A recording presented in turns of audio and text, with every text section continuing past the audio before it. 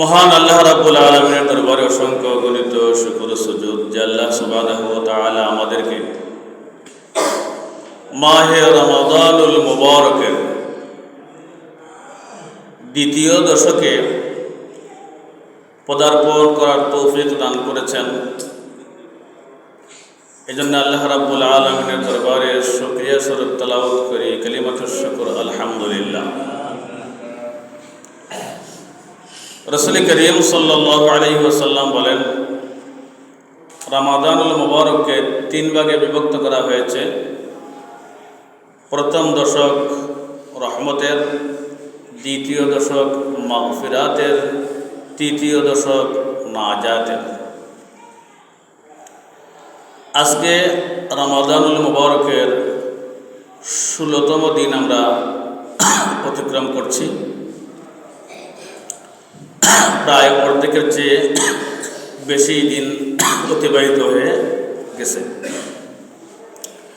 এই রমাদানুল মুবারক কেন এসেছে, কেন দেওয়া হয়েছে? আল্লাহ সুবহানাহু ওয়া তাআলা বলেন, ইয়া আইয়ুহাল্লাযীনা আমানু কুতিবা আলাইকুমুস সিয়ামু কামা কুতিবা আলাল্লাযীনা মিন ক্বাবলিকুম লাআল্লাকুম তাত্তাকুন। আল্লাহ বলেন, হে ইমানদারেরা, তোমাদের উপর রমাদানুল মুবারকের সিয়াম সাধনা করা ফরজ করে দেওয়া হয়েছে, যেমনই ভাবে তোমাদের পূর্ববর্তীদের উপর ফরজ করে দেওয়া হয়েছিল, যাতে করে তোমরা মুত্তাকি হইতে পারো। মুত্তাকি হওয়ার জন্য, তাকওয়া অবলম্বন করার জন্য, গুনাহকে ছেড়ে দেওয়ার জন্য, আল্লাহ ওয়ালা হওয়ার জন্য, খুদাবিরু হওয়ার জন্য আল্লাহ রাব্বুল আলামিন এই সিয়াম নামক ট্রেনিং আমাদেরকে এই রমাদানুল মুবারকে গ্রহণ করার জন্য রব্বুল আলামিন নির্দেশ দিয়েছেন যে তোমরা তাকওয়া পরায়ণ হওয়ার জন্য এই সিয়াম সাধনা করো। সিয়াম কেন দেওয়া হইল, রোজা কেন দেওয়া হইল? যে তোমরা যেন তাকওয়া অবলম্বন করতে পারো। পুণ্য সেবীদের জন্য এই দিনগুলো অত্যন্ত গুরুত্বপূর্ণ দিন। দিন যত যাইতেছে পুণ্যসেবীরা ইবাদতের জন্য খুব মূলত হচ্ছে যারা তাকওয়া অবলম্বন করবে, যারা মুত্তাকি হইবে, যারা আল্লাহ ভীরু হইবে, তাদের কাছে যে দিনগুলা গুরুত্বপূর্ণ দিনগুলো চলে যাচ্ছে আমার কাছ থেকে। কারণ আল্লাহর নবী বলেছেন যে রমাদানুল মুবারক পাইল আর রমাদানুল মুবারকের শ্যাম সাধনার মাধ্যমে জান্নাত খরিদ করতে পারলো না, জান্নাতের প্রপার্টি গ্রহণ করতে পারলো না, জান্নাতের বাসিন্দা হইতে পারলো না, তার মতো হতভাগা পৃথিবীর জমিনে আর হতে পারে না। এই জন্যে পুণ্যসেবীরা খুবই উদ্গ্রীব যে দিনগুলো চলে যাচ্ছে। রহমতের দশক চলে গেল, মাগফিরাতের দশক চলে যাচ্ছে, আর নাজাতের দিন শেষ দশক সামনে আসতেছে। এই শেষ দশকের মধ্যে গুরুত্বপূর্ণ একটা সময় আছে, একটা রাত্রি আছে, যে রাত্রিটার নাম হচ্ছে লাইলাতুল কদর। আল্লাহ সুবহানাহু ওয়া তাআলা বলেন, বিসমিল্লাহির রহমানির রহিম, ইন্না আনজালনাহু ফি লাইলাতিল কদর ওয়া মা আদরাকা মা লাইলাতুল কদর লাইলাতুল কদরি খায়রুম মিন আলফি শাহর তানাজ্জালুল মালাইকাতু ওয়ার-রূহু ফিহা বিইذনি রাব্বিহিম মিন কুল্লি আমর সালামুন হিয়া হাত্তা মাতলাইল ফাজর। আল্লাহ সুবহানাহু ওয়া তাআলা বলেন, নিশ্চয় আমি উহাকে অর্থাৎ পবিত্র কুরআনুল কারীমকে লাইলাতুল কদরে নাযিল করেছি। লাইলাতুল কদরে নাযিল করেছি কুরআন। ওয়া মা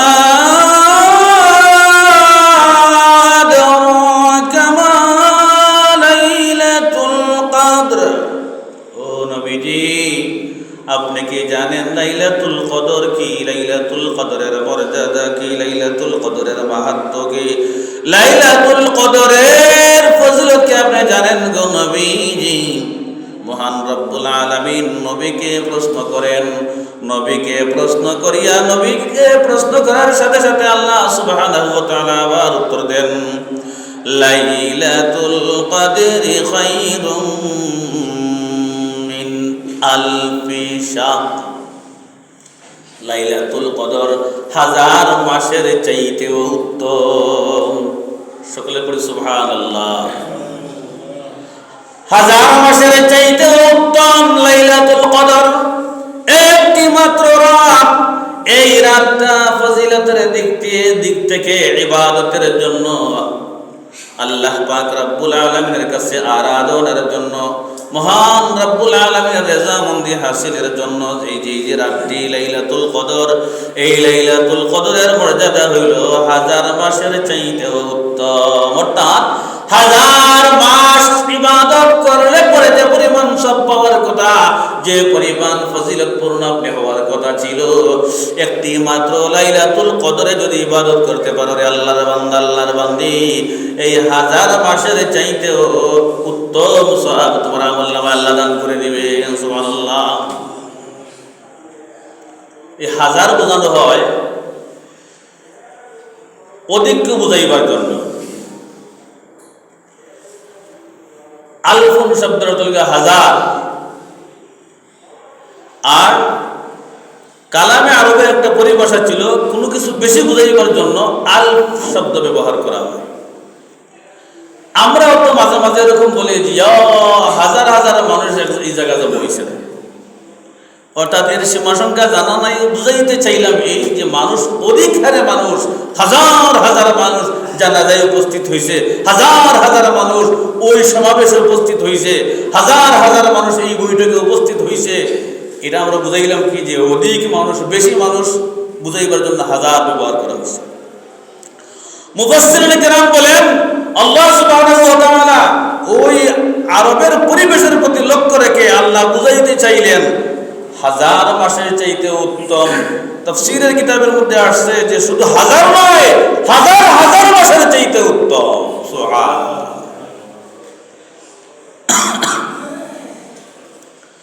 পবিত্র কোরআনুল কারীম লাইলাতুল কদরে নাযিল হয়েছে। আল্লাহ বলেন যে আমি লাইলাতুল কদরে কোরআনুল কারীম নাযিল করেছি। এই লাইলাতুল কদর কোথায় পাওয়া যায়, কই পাওয়া যায়? আল্লাহ সুবহানাহু ওয়া তাআলা বলেন শাহরু রমাদানাল্লাযী উনজিলা ফীহিল কুরআন। নিশ্চয় এই রমজান মাস তো সেই মাস যেই মাসে নাজিল হয়েছে আল কুরআন। সুবহানাল্লাহ। তাহলে এই আয়াত দ্বারা দলিল পাইলাম যে আল্লাহ কোরআনুল কারীম নাযিল করেছেন রমজানুল মুবারকে, রমজান মাসে। এখন রমজান মাসে কখন নাযিল হইল? বিসমিল্লাহির রহমানির রহিম।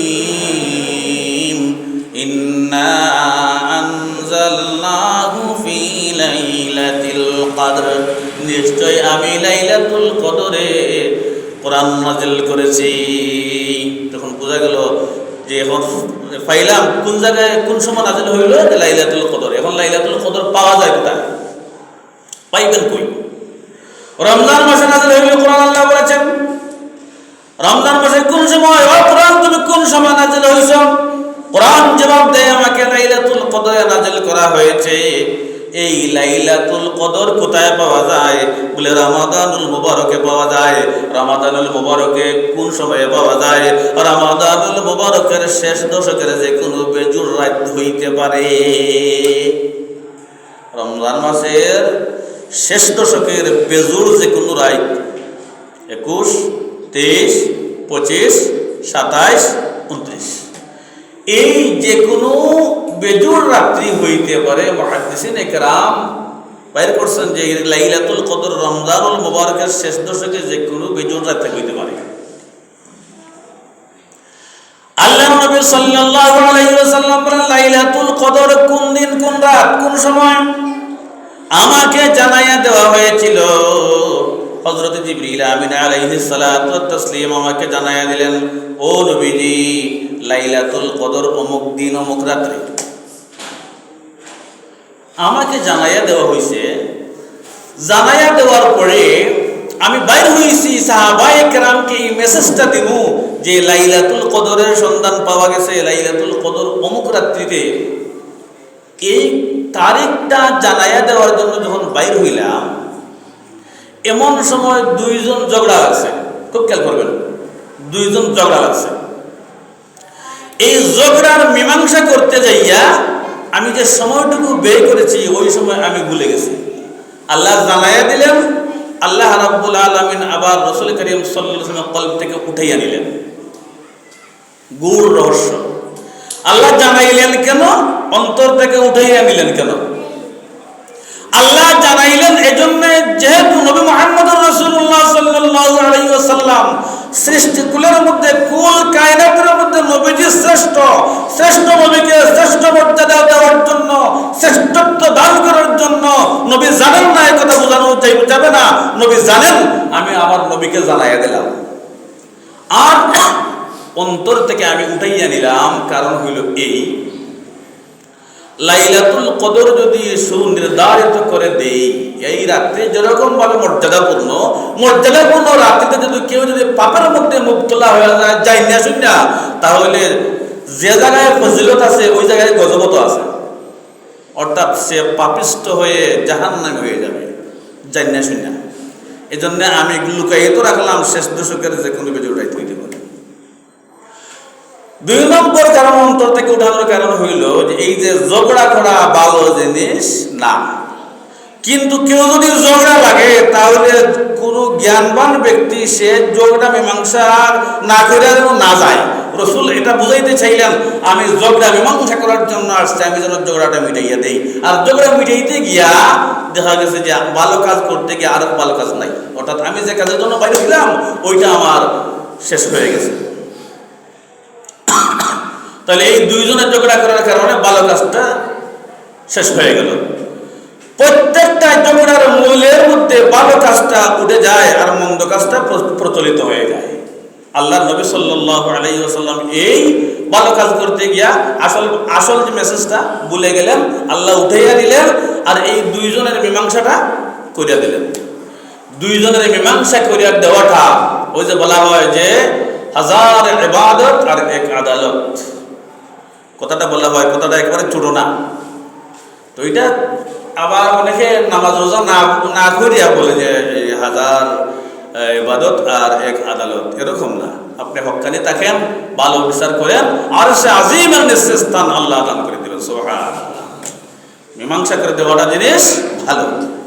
আল্লাহ নবী সাল্লাল্লাহু আলাইহি ওয়াসাল্লামের মন থেকে উঠাইয়া দেওয়া হলো, নবীকে শ্রেষ্ঠত্বের মর্যাদা দেওয়ার জন্য জানাইয়া দেওয়া হলো। আর উম্মতের কল্যাণের জন্য, আল্লাহর বান্দাবান্দীদের কল্যাণের জন্য অন্তর থেকে নির্ধারিত তারিখটা উঠাইয়া নেওয়া হলো। এখন আল্লাহ নবী সাল্লাল্লাহু আলাইহি ওয়াসাল্লাম রমাদানুল মুবারকের শেষ দশকের প্রত্যেকটা রাত্রিকে লাইলাতুল কদর মনে করিয়া ইতিকাফ করতেন। সুবহানাল্লাহ। এখন আগে জানলাম যে আমরা ইতিকাফটা হইলো যেটা লাইলাতুল কদরটা হলো বেজুর রাত্রিতে। এখন টোটাল রাত্রিটা কেন আল্লাহ রাসূল সাল্লাল্লাহু আলাইহি ওয়াসাল্লাম টোটাল 10 দিন বা 9 দিন কেন নিলেন? চাঁদ দেখার সময় গড়মিল হইতে পারে, প্রথম দিনের রোজাটা গড়মিল হইতে পারে। চাঁদ দেখা যদি কেউ ভুল করে, অর্থাৎ 1 তারিখের রোজা যদি 2 তারিখে রাখে, আমার জন্য 1 তারিখ হয়েছে কিন্তু চাঁদ গতকালকে আমরা দেখি নাই, উঠছে না, মেসেজ পাইছি না, তাইলে আমার হিসাবে 1 তারিখ কিন্তু হয়ে গেছে 2 তারিখ। এজন্য এই গড়মিলের কারণে জুল হোক বেজুল হোক, টোটাল শেষ দশক যদি কেউ ইতিকাফ করে, তাহলে এই লাইলাতুল কদর ছুটার সম্ভাবনা নাই। এখন আসি আবার আগের আলোচনায়, যে আল্লাহ বললেন যে আমি কোরআন নাযিল করলাম রমজান মাসে। রমজান মাসে কোন সময় বলে লাইলাতুল কদরে কোরআনুল কারীম নাযিল হইল। তাহলে আমরা জানি আল্লাহর নবী সাল্লাল্লাহু আলাইহি ওয়াসাল্লামের বয়স যখন 40 বছর এক দিন হইল, ওই দিন ওহী নাযিল হইল, ইকরা ইয়া মুহাম্মদ, ও মুহাম্মদ তুমি পড়ো। আল্লাহর নবী বললেন না আনা বিকারি, আমি পড়তে জানি না। ইকরা ইয়া মুহাম্মদ আনা বিকারি, আমি পড়তে জানি না। ইকরা ইয়া মুহাম্মদ আনা বিকারি, আমি পড়তে জানি না। তিনবার বলার পরে বললেন জিবরিল আমিন আলাইহিস সালাম ইকরা বিসমি রাব্বিকাল্লাযী খালাক, যখন ইকরা বিসমি রাব্বিকাল্লাযী খালাক বললেন, ওই সময় আল্লাহর নবী বলেন ইকরা বিসমি রাব্বিকাল্লাযী খালাক। কেন? তিনবার বললেন আমি পড়তে জানি না। ও নবী তুমি পড়ো। নবী বললেন আমি পড়তে জানি না। ও নবী পড়ো। নবী বললেন আমি পড়তে জানি না। তিনবার বলার পর আল্লাহর নবী সাল্লাল্লাহু আলাইহি ওয়াসাল্লামের সিনা মুবারকের সাথে জিবরিল আমিন আলাইহিস সালামের সিনাটা লাগাইয়া একটা চাপ দিলেন। চাপ দেওয়ার সাথে সাথে বললেন ইকরা বিসমি রাব্বিকাল্লাযী খালাক। আল্লাহর নবী বললেন ইকরা বিসমি রাব্বিকাল্লাযী খালাক। আল্লাহর নবী সাল্লাল্লাহু আলাইহি ওয়াসাল্লাম পড়লেন কেন? আল্লাহ নবী বুঝাইতে চাইলেন আমি রবের নাম ছাড়া পড়তে পারি না। আগে যে কথা তুমি বলেছিলে ইকরা ইয়া মুহাম্মদ, ও মুহাম্মদ তুমি পড়ো, ও মুহাম্মদ তুমি পড়ো, আমি কি পড়বো? যতক্ষণ পর্যন্ত আমার রবের নাম উল্লেখ না হয় ততক্ষণ পর্যন্ত আমি পড়তে জানি না। যেই মাত্র তুমি বলেছো আমার রবের নামে, তোমার রবের নামে পড়ো, যে রব তোমাকে সৃষ্টি করেছেন, তখন আমার জবান দিয়ে আমার সেই স্রষ্টা রবের পক্ষ থেকে ডাউনলোড হয়ে গেছে। জিবরিল আমিন আলাইহিস সালাম চাপ দিলেন। চাপ দেওয়ার সাথে সাথে ওই সিনা থেকে ওই সিনার মধ্যে চলে গেল।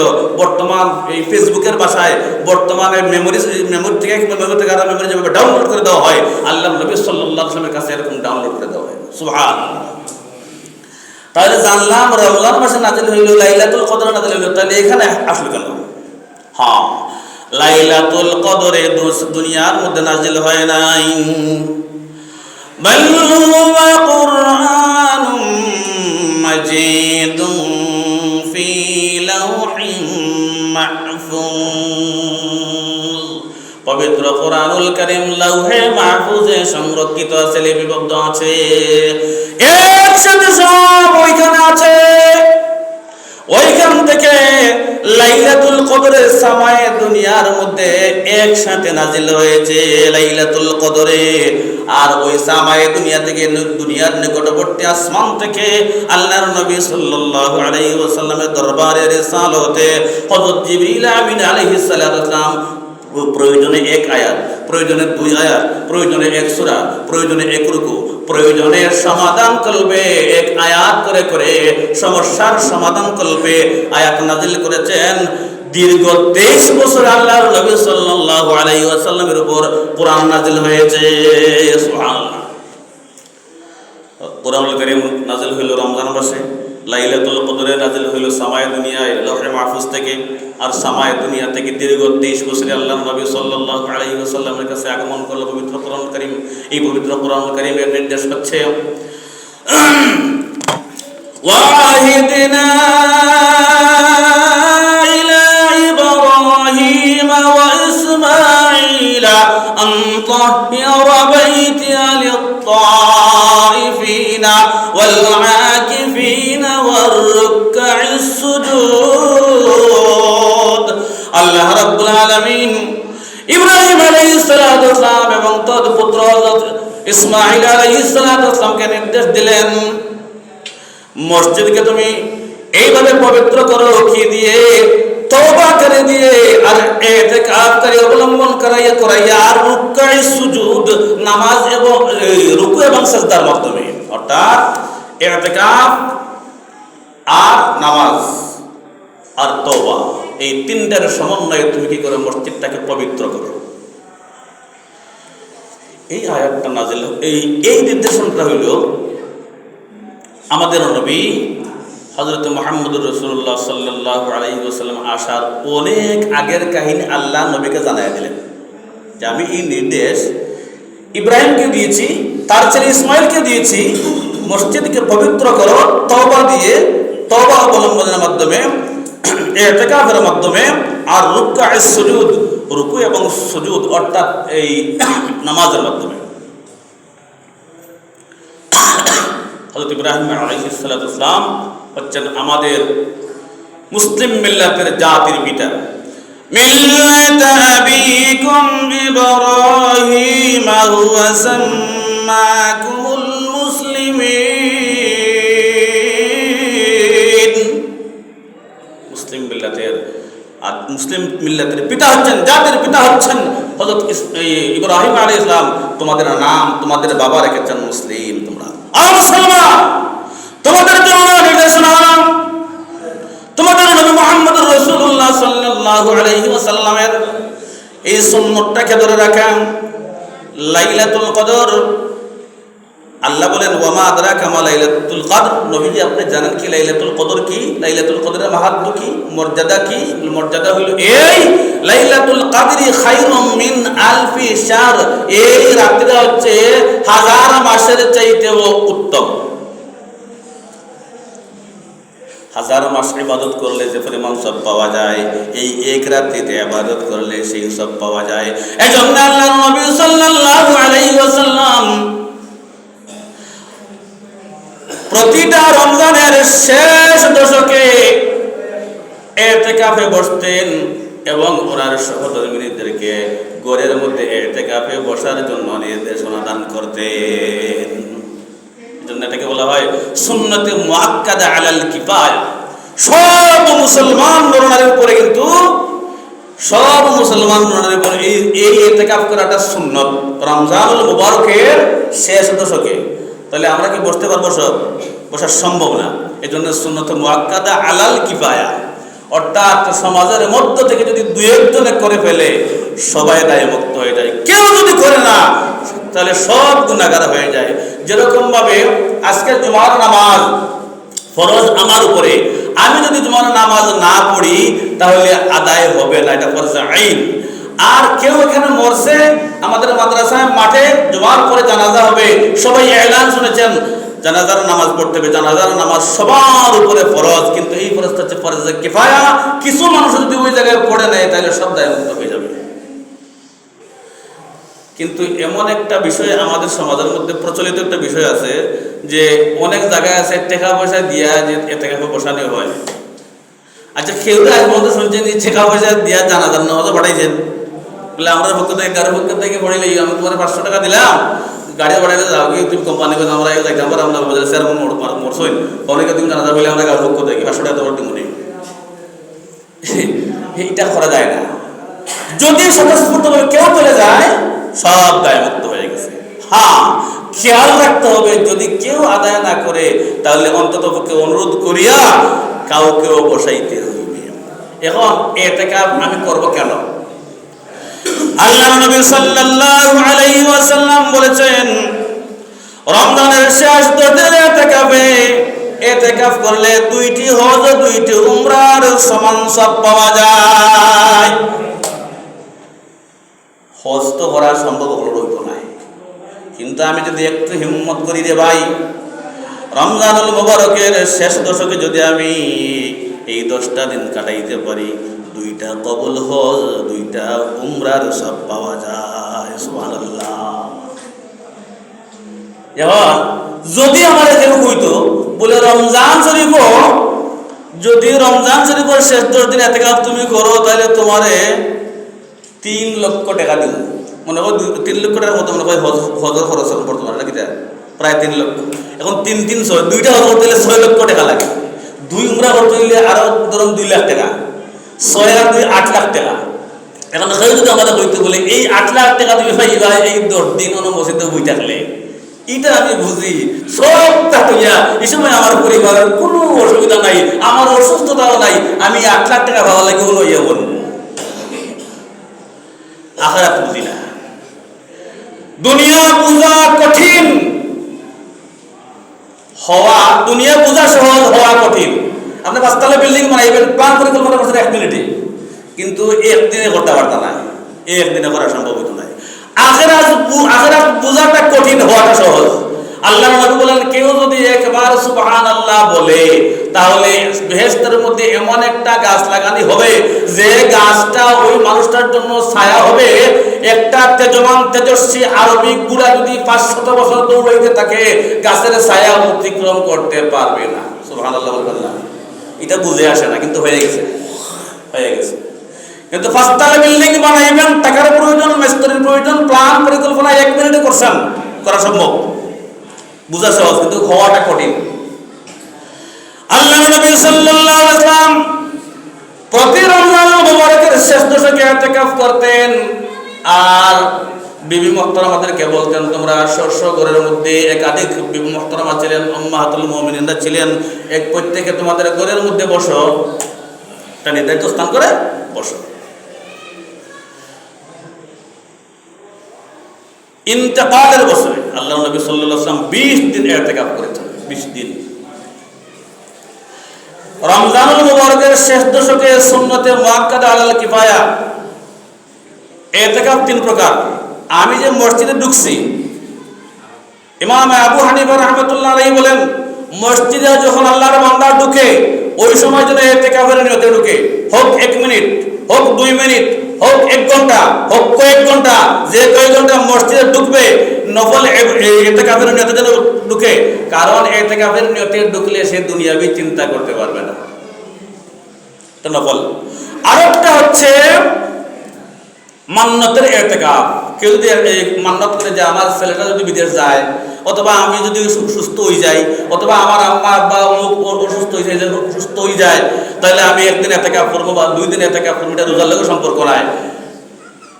এই যে ওই দিন মান্নত করছে ওই দিনটা, এটা তার জন্য মান্নতের ইতিকাফ ওয়াজিব। এটা আরেকটা হচ্ছে সুন্নাতে মুআক্কাদা আলাল কিফায়া, যে শেষ দশকের এই ইতিকাফ যদি কোনো কারণে ছুটে, তাহলে এটা পুনরায় আদায় করাটা ওয়াজিব। এই 3 প্রকারের ইতিকাফ। এজন্য আমরা মসজিদে ঢুকলে অন্তত পক্ষে যেন দুনিয়াবি কোনো চিন্তা নিয়ে না ঢুকি। কারণ মসজিদে যখন ঢুকি ওই সময় ফেরেশতা, আমি যখন ঢুকার পরে আমি দুনিয়াবি কোনো কথাবার্তা বলি, তখন ফেরেশতারা বলে আল্লাহর বলি তুমি থামো, বন্ধ, আল্লাহর বলি বলে সম্বোধন করে। এরপরে যখন আমি কথাবার্তা বলি তখন বলে হে আল্লাহর দুশমন, থামো, বন্ধ হও। প্রথমে বলতে আল্লাহর বলি, এখন বলছে আল্লাহর বন্ধু, আল্লাহর দুশমন তুমি থামো। এরপরে যখন আমি কথা বন্ধ করি না, দুনিয়াবি অযথা কথাবার্তা বন্ধ করি না, তখন বলে হে আল্লাহর দুশমন, তোমার উপর আল্লাহর লানত, অর্থাৎ আল্লাহর পক্ষ থেকে অভিশাপ নাযিল। নাউযুবিল্লাহ। আসলাম রহমত নেওয়ার জন্য, নিয়ে যাই আমি অভিশাপ। খুব কেয়ারফুল, খেয়াল করতে হবে। অন্তত পক্ষে আজান হওয়ার পরে, প্রত্যেক ওয়াক্তের আজান হওয়ার পরে মসজিদে নামাজের আনুষ্ঠানিকতা শুরু হয়, নামাজের জামাত শেষ হওয়ার আগ পর্যন্ত এর ভিতরে অপ্রয়োজনীয় কোনো কথাবার্তা যেন আমরা না বলি। ফেরেশতারা খুব কষ্ট পায়, আর ফেরেশতারা আসে কিসের জন্য? ওই জামাতের সাথে নামাজ আদায় করলে আপনার নামাজ কবুল। এজন্য যখন ইমাম সাহেব গায়রুল মাগদুবি আলাইহিম ওয়ালাদ-দালিন বলেন, আমরা সবাই মনে মনে বলি আমিন, ওই সাথে ফেরেশতা বলে আমিন, আমিন অর্থ আল্লাহ আপনি কবুল করে নিন। যেই জামাতের মধ্যে, যেই দোয়ার মধ্যে ফেরেশতার আমিন আছে, ওইটা কবুল হয়ে গিয়েছে, সুবহানাল্লাহ। তাহলে ওই ফেরেশতার আমিনের মধ্যে আপনি ডিস্টার্ব করছেন, তখন আপনার কারণে আপনার উপরে লানত নাযিল হয়েছে। ইতিকাফ, এই ইতিকাফ মা বোনরা যারা করবেন খুব খেয়াল করবেন। অভিভাবক যারা আছেন, মা বোন যাদের স্বামী আছে, স্বামীর কাছ থেকে অনুমতি নিতে হবে ইতিকাফ করতে হলে। যারা মাইকের আওয়াজ শুনতেছেন খেয়াল করবেন যে স্বামীর কাছ থেকে অনুমতি না নিয়ে ইতিকাফ করা যাবে না। কারণ স্বামীর অর্ডার মানা ফরজ, আর ইতিকাফ করা সুন্নাত। ফরজের উপরে সুন্নতের উপরে যদি দেওয়া যাবে না। স্বামী যদি অনুমতি দেন আপনি বসতে পারেন, নতুবা বসতে পারবেন না। আর ওই নির্ধারিত ঘরের মধ্যে একটা জায়গা করবেন, যে জায়গার মধ্যে শুধু ইবাদত করবেন। এই জায়গায় দুনিয়াবি কোনো কিছু চলবে না। হ্যাঁ, প্রয়োজনে ঘরের গৃহস্থালী কোনো কাজ তরকারি কুড়াবার জন্য কেউ যদি ওইখানে নেওয়া দেয়, এটা আপনি পারবেন করতে, এটা কোনো অসুবিধা না। যেমনিভাবে এই মসজিদের ভিতরে নামাজ, নফল নামাজ, তেলাওয়াত, জিকির আজকার, দোয়া, তাহাজ্জুদ এগুলো চলবে, তালিম তাআল্লুম চলবে। এইখানে ব্যবসার আলোচনা যদি কেউ করে তাও চলবে ওইখানে আসিয়া। হ্যাঁ, কোনো তেজারতের ব্যবসার মাল এখানে আনা যাবে না। লেনদেন মৌখিকভাবে, লিখিতভাবে এখানে করতে পারে, এটা অনুমতি আছে ইসলামের।